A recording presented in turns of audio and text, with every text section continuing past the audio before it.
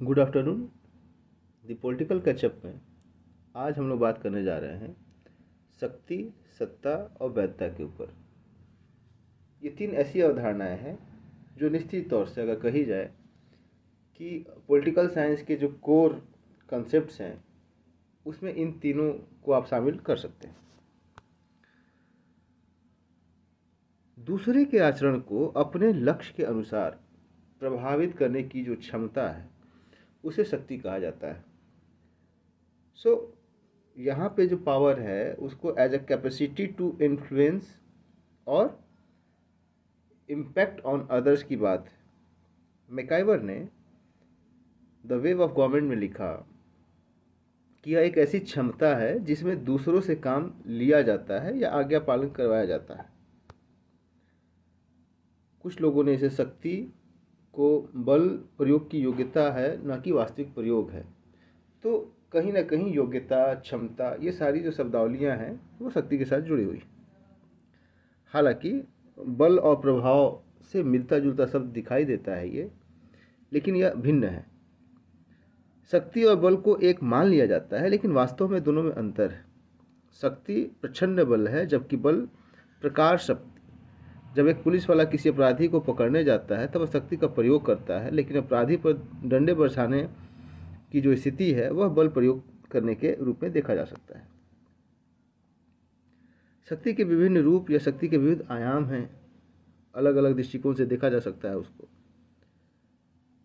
जैसे अगर हम राजनीतिक शक्ति की बात करें तो सामान्य अर्थों में मूल्यवान संसाधन जैसे कि टैक्स, पुरस्कार, पद, प्रतिष्ठा, दंड इत्यादि। तो सामान्य राजनीति में शक्ति का प्रयोग न्यायपालिका या जो सरकार के अलग अलग एजेंसीज हैं उसको आप देख सकते हैं, उनके द्वारा किया जाता है। वहीं आर्थिक शक्ति की बात करें तो उत्पादनों के जो साधन हैं, चाहे वो धन है, वो कई तरीके से जो आर्थिक शक्ति है वह उस संदर्भ में देखने की बात कि जो मोड ऑफ प्रोडक्शन है वो उसको कंट्रोल करने वाला व्यक्ति कौन है। और मार्क्सवादी जो चिंतन है उसने इस पर बहुत अधिक जोर दिया है। विचारधारात्मक शक्ति की बात करें तो इसका सामान्य अर्थ जो है कि जो समूह है उसके जो दृष्टिकोण है वो किस तरीके से व्यक्ति के सोचने और समझने की जो क्षमता है या जो उसकी स्थिति है उसको कैसे प्रभावित करती है। शक्ति की जो संरचना है वह एक ऐसी संकल्पना के रूप में की जाती है जो एक पक्ष से दूसरे पक्ष पर अपना नियंत्रण स्थापित करे। और इसके कई सारे आयाम हैं, जैसे जो सबसे महत्वपूर्ण चीज़ है आप देख सकते हैं कि वर्ग प्रभुत्व का जो सिद्धांत। इसमें कार्ल मार्क्स के चिंतन या मार्क्सवादी चिंतन का बड़ा ही महत्वपूर्ण आधार है कि जो समाज है उसके जो आर्थिक आधार है उसके आर्थिक आधार के ऊपर कई सारे वर्ग जो हैं वो आपस में बटे हुए हैं। और कई सारे वर्गों के बटे होने के कारण जो स्थिति है उसमें आप देख सकते हैं कि वह वर्ग जो आर्थिक साधनों पर नियंत्रण रखता है उसका प्रभुत्व होता है। दूसरा जो सिद्धांत है वह विशिष्ट वर्गीय सिद्धांत है, इसको एलिट थियरी भी बोलते हैं। विशिष्ट वर्ग में एक शक्तिशाली वर्ग है और एक ऐसा वर्ग है जो सामान्य वर्ग। विशिष्ट वर्ग में आप नेता, उद्योगपति, प्रोफेसर, वकील, डॉक्टर, इन सबको आप रख सकते हैं। पैरेटो, मोस्का, मिसेल्स, इन लोगों ने ये जो विशिष्ट वर्गीय सिद्धांत है इसको विकसित करने में बड़ा ही योगदान दिया है।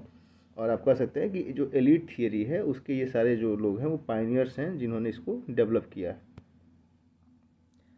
नारीवादी सिद्धांत, इस सिद्धांत का मानना है कि समाज में जो शक्ति है उसके विभाजन का आधार लैंगिक, स्त्री और पुरुष में भेदभाव, और समाज की जो सारी शक्ति है वह पुरुष वर्ग के पास है। उस शक्ति का प्रयोग महिला के ऊपर किया जाता है, या आप ये कह सकते हैं कि वह महिलाओं के ऊपर अधिरोपित शक्ति। इसके अलावा बहुलवादी सिद्धांत देख सकते हैं कि यह जो सिद्धांत है वो तीनों सिद्धांतों से अलग है, और इसमें यह बात कही जाती है कि जो शक्ति है वो किसी एक वर्ग के हाथ में ना होकर अनेक प्रकार के जो समूह हैं उसमें बटी हुई होती है। यह सिद्धांत शक्तिहीन व्यक्तियों को शक्ति संपन्न बनाकर समरसतापूर्ण समाज की जो संकल्पना है उसको स्थापित करने की दिशा में, उस तरीके के जो इनका ऑब्जेक्टिव है उसकी ओर यह सोचते हैं, उस तरीके से देखने की कोशिश करते हैं। अब बात करें सत्ता क्या है, तो जो सत्ता का सामान्य अर्थ है वह है कि किसी व्यक्ति, संस्था, नियम, आदेश का कोई ऐसा गुण जिसके कारण उसे सही मानकर स्वेच्छा से उसके निर्देशों का पालन किया जाता हो। हेनरी फ्योल के अनुसार सत्ता जो है वो आदेश देने का अधिकार है और आदेश का जो पालन करवाने की शक्ति। तो फ्योल ने कहा है कि एक तो यह अधिकार के रूप में आदेश देने का अधिकार है और साथ ही साथ जो आदेश दिया गया है उसको मनवाने की जो शक्ति है वही सत्ता है।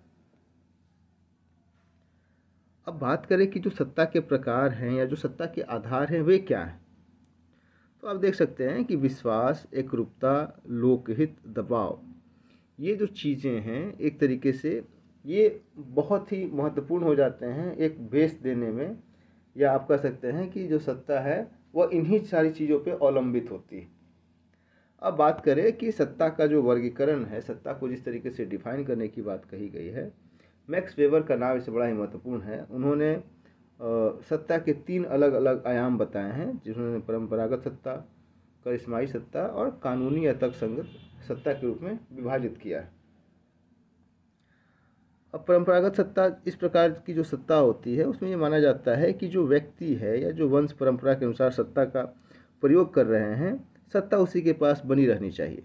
जैसे घरों में हम देखते हैं कि जो सत्ता है वो जो सबसे वृद्ध पुरुष होता है उसके पास होती है। करिश्माई सत्ता में सत्ता किसी व्यक्ति के व्यक्तिगत गुणों और उसके जो पर्सनालिटी ट्रेट्स हैं उसके आधार पर होता है और इसमें जनता जो है उस व्यक्ति को अपना नेता मान लेती है और उसके पीछे चलती है, उसकी सत्ता को सार्वभौमिक रूप से स्वीकार कर लेती है। आप देख सकते हैं महात्मा गांधी, नेहरू, आज वर्तमान में नरेंद्र मोदी, ये ऐसे लोग हैं जिन्हें हम करिश्माई सत्ता के रूप में देख सकते हैं। कानूनी या तर्कसंगत सत्ता, इसका आधार जो है वह कानून होता है, पद की प्रतिष्ठा होती है और उसके पीछे जो है एक तरीके से लीगल और रेशनल जो डिराइव्स हैं वो काम करते हैं। इसमें व्यक्ति के व्यक्तिगत गुण या किसी ट्रेडिशन को हम ध्यान में नहीं रखते हैं। वैधता, अब वैधता एक तरीके से इतना महत्वपूर्ण हो जाता है क्योंकि जब तक वैधता नहीं होगी तब तक किसी सत्ता को हम स्वीकार नहीं करते हैं, या वो वैधता ही है जो शक्ति को सत्ता के रूप में परिणित करती है। अब इस शब्द की जो उत्पत्ति है वो लैटिन भाषा के लेक्टिमस से हुई है, जिसका अर्थ होता है लॉफुल अर्थात वैधानिक। शक्ति और सत्ता के बीच की जो कड़ी है, हमने कहा कि जो शक्ति होती है उसको वैधता मिलने के बाद ही वह सत्ता के रूप में परिणित होती है, उस कड़ी को ही वैधता कहते हैं। वास्तव में शक्ति और सत्ता के बीच का जो कार्य है वह वैधता ही करती है। कोई भी शासन शक्ति के आधार पर व्यक्ति को बाहरी रूप से नियंत्रित करता है, लेकिन वैधता के आधार पर वह लोगों के हृदय पर शासन करने में सक्षम होता है। इस तरह शक्ति, सत्ता, वैधता की अवधारणा में एक दूसरे के साथ घनिष्ठ रूप से जुड़े हुए। सबसे महत्वपूर्ण बात है कि आज का यह जो वीडियो है यह TDC1 के मेन कोर्स में या जो सब्सिडरी कोर्स में है उसके लिए एक छोटा सा रिफ्लेक्शन है।